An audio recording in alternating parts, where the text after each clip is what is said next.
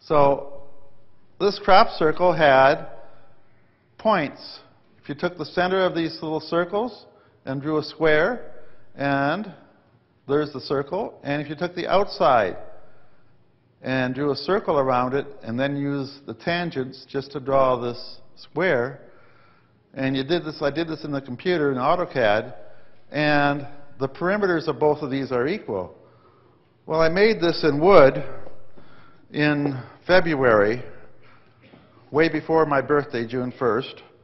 So I made a square and I made a circle. And I made a device, or a cosmic egg, that fits into both of them. Because the egg will fit this direction through the square, and it will fit the next direction through the circle by the diameter of it.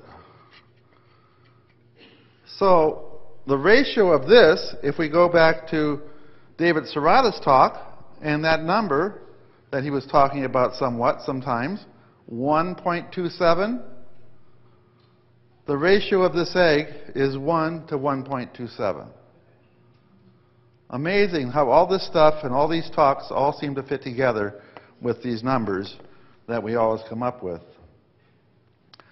So the squaring of the circle was a very important thing for the Egyptians, and it's very important to our own science. Okay, on the 2nd of June, they made this circle, which was kind of messy. If you look at it closely, it's really not very nicely formed. But the big thing about this circle was, in the background of it, was this circle. Do you see this circle? In the background from this circle? This circle appeared back on 888. When I was over in England, I was able to walk every point of this circle all the way around, all the way around. This circle is 500 feet by 1,000 feet. It is 6 football fields. Now, if, again, humans made this circle, they were really pretty strong as elephants because they kept the impression the next year. So what happened was, that circle appeared, the farmer harvested his field. He came along, he plowed the field. Winter came along, and he came back and he tilled the field and planted wheat in the same area the next year.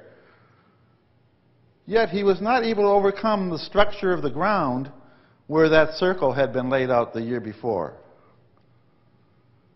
Now, I was in the circle, like I said, in this circle here, and this is what it looked like when I was laying there.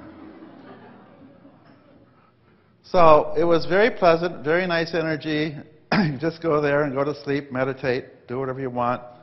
But when I opened my eyes up, this is what I saw. So these are the clouds in the sky, because every day that I was over there in England last year it was cloudy. But between me and the clouds were stars. So there was definitely a dome of energy over that field. And I asked my friend that had been with me in this field at the time, a gal named Rosemary, and I said, Rosemary, open your eyes up. This is amazing. And she said, what? I'm meditating. So I said, open your eyes. So finally she did. And before I said anything, she said, stars. So both of us were able to see the stars that were there at that time in that field over the top of that big 8 crop circle. And here it is again as a ghost crop circle the year after that. Okay, on June 3rd, we had another crop circle they called the Dragonfly. It was right next to the little airport where, if you go to England and go to Wiltshire for the trip, there's ultralights and helicopter rides out of this little airport they call Little London to take you over the crop circles.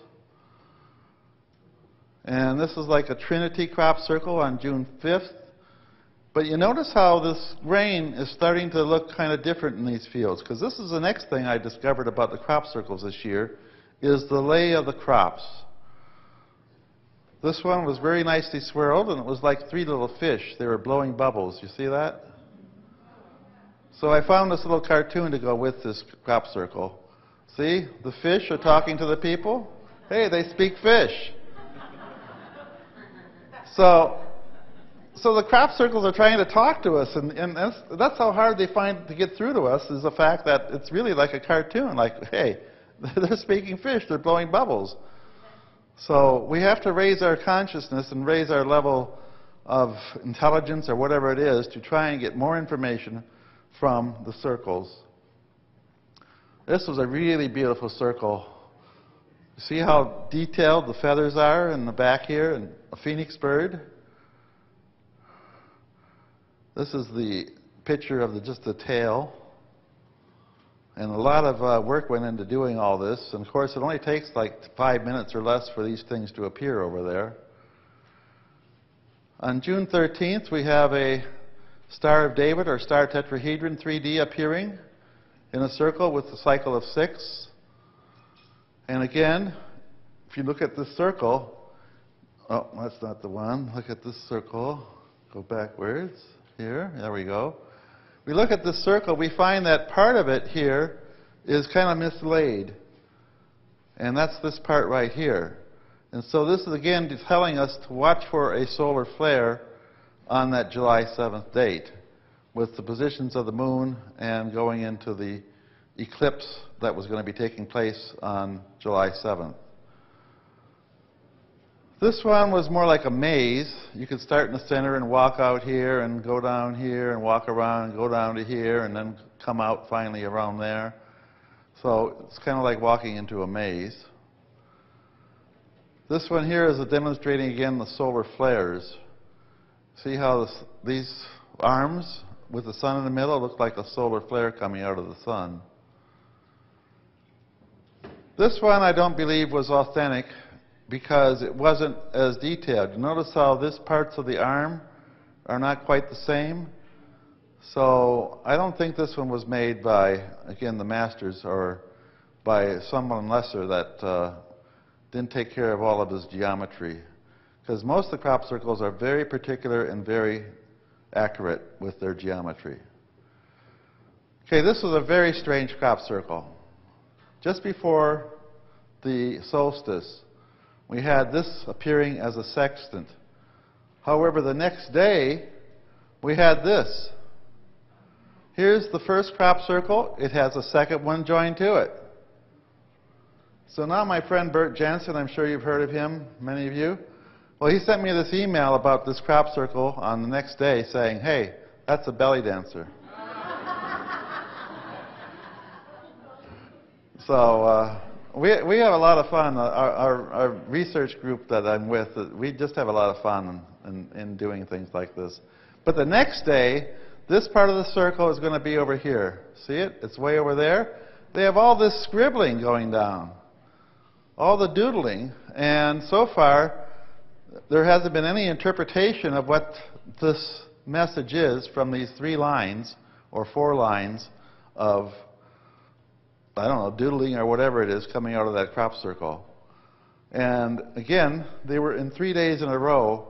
If we go back and we see the start of the crop circle, the next day this is added, and the next day we have this much added. This crop circle is a double yin-yang. Again, the yin-yang talks about squaring the circle. And this crop circle here is like a Japanese fan, but parts of it looked like it was torn or chewed on. And again, like some interpretation of this was due, like this was kind of the Earth and the solar flare that had affected it. Okay, this one on June 28th was another one with the scribbling. So we have the swallow, which we have had many years in many different formations in the field. And we have the 3 lines, 4 lines, and 3 lines of this doodling coming out here. Now, I could interpret the last part of this over here. You see the 3 dots and 2 lines? That's the Mayan number for 13. And it's the same thing over here. And in the center, we got the Mayan number 6. But at the same time, I got this email from a friend again about this crop circle. He said, I can analyze that. He says, this part in the middle, that represents the fact that you should not get your swine flu shot. Because if you take your swine flu shot, he sent me this picture. This is what you're going to turn out like.